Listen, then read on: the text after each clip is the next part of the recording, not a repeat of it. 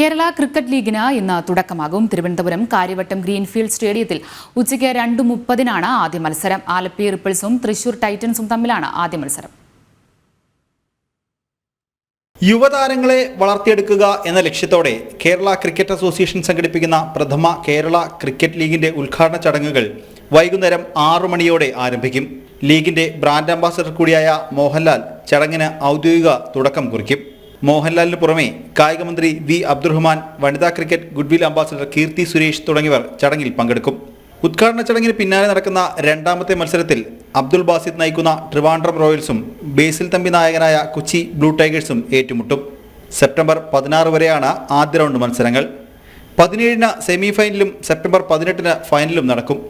Karyavattom greenfield സ്റ്റേഡിയത്തിൽ നടക്കുന്ന മത്സരങ്ങൾക്ക് പ്രവേശനം സൗജന്യമാണ്. ജനം, തിരുവനന്തപുരം.